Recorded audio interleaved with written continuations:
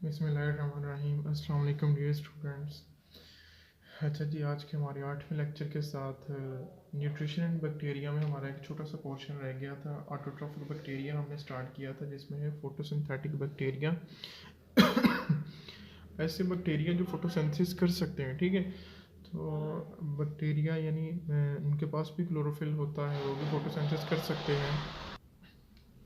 तो यहाँ छोटा सा कंपैरिजन दिया गया है प्लांट्स और बैक्टीरिया के दरमियान, क्योंकि पौधे भी फोटोसिंथेसिस करते हैं और बैक्टीरिया जो हैं ये भी फोटोसिंथेसिस करते हैं। इनमें क्या फ़र्क है? अच्छा, अगर हम पहले प्लांट्स की बात करें तो कह रहा है कि plants have chlorophyll in the chloroplast. अगर आप एक पौधे का सेल देखें तो पौधे के सेल में जो क्लोरोप्लास्ट होता है एक छोटी सी थैली के अंदर बंद होता है, जिसको हम क्या कहते हैं? क्लोरोप्लास्ट। पौधे के सेल में जो क्लोरोफिल है कहाँ पड़ा होता है? क्लोरोप्लास्ट के अंदर। अच्छा, ये utilize water as a source of hydrogen. तो हाइड्रोजन के सोर्स के लिए वाटर यूज़ करते हैं।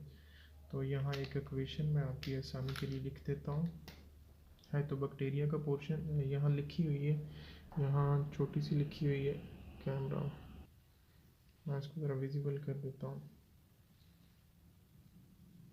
CO2 प्लस H2O, सनलाइट और जो भी इसके फोटोसिंथेसिस की रिएक्शन है, आगे बनने वाली प्रोडक्ट आपके पास बनती है glucose C6H12O6 plus H2O plus O2, ठीक है।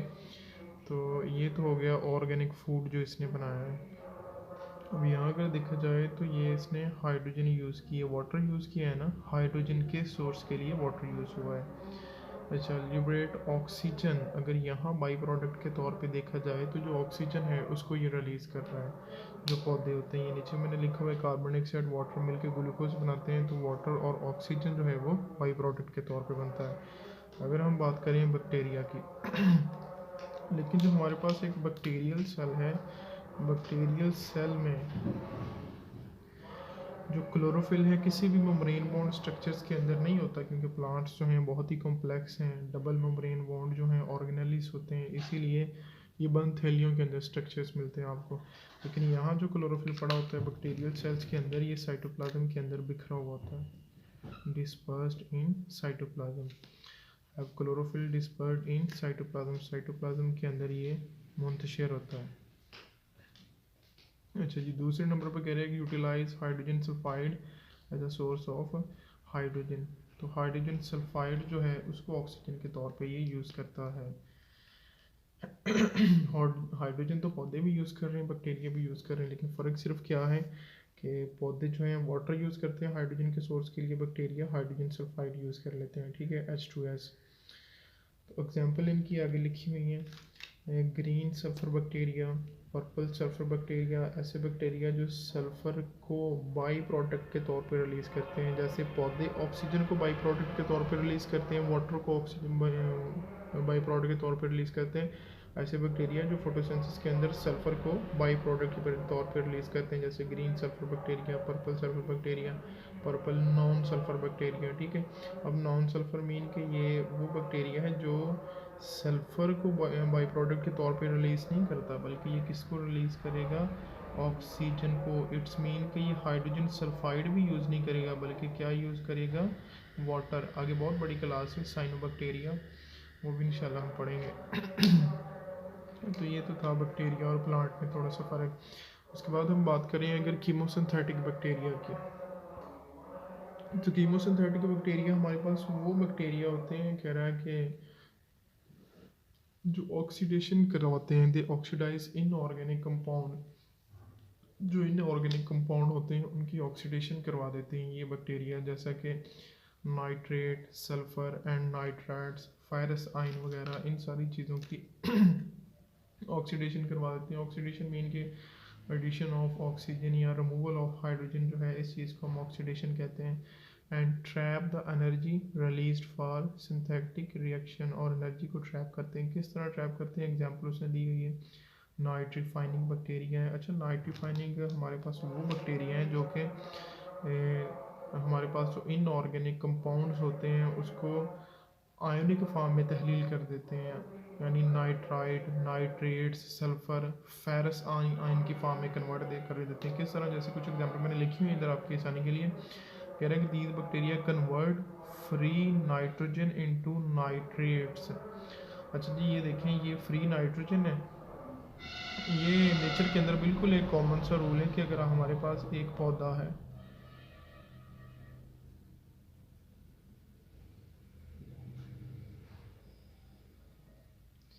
इस पौधे ने अपनी ग्रोथ के लिए, ठीक है, सॉइल सारा न्यूट्रिटिव पोल है, तो यहाँ नीचे जो है यानी एटमॉस्फेरिक नाइट्रोजन जो है, पौधे इस एटमॉस्फेरिक नाइट्रोजन को इसको यूज़ नहीं कर सकते जब ये नाइट्राइट या नाइट्रेट्स की फॉर्म में नहीं टूट जाती, क्योंकि नाइट्रोजन जो है हमारा एक मेजर ग्रोथ एलिमेंट है।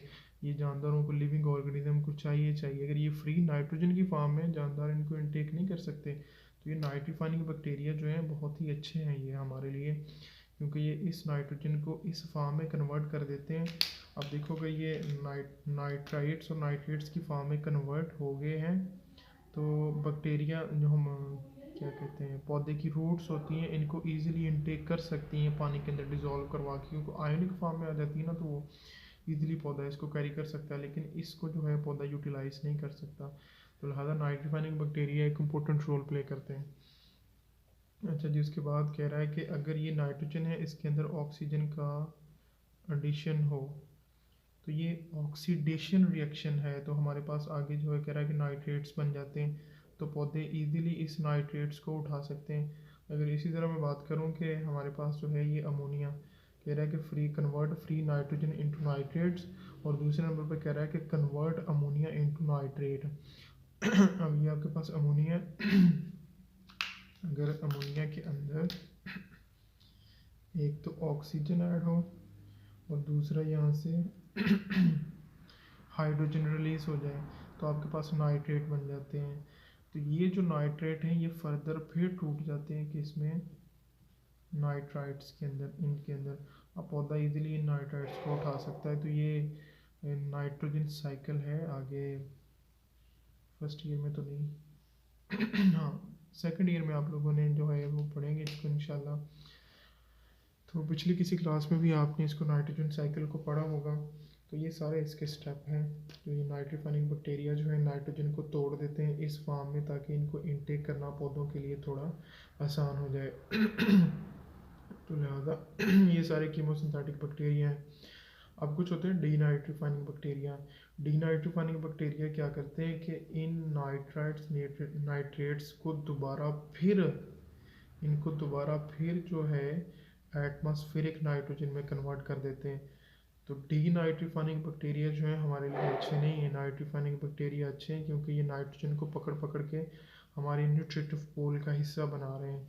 तो आपने शायद देखा हो कि पहले कुछ बुक्स के अंदर एटमॉस्फेरिक नाइट्रोजन की जो कंसनट्रेशन थी वो हमें मिलती थी 78%, but recently now days it is 90 to 80%।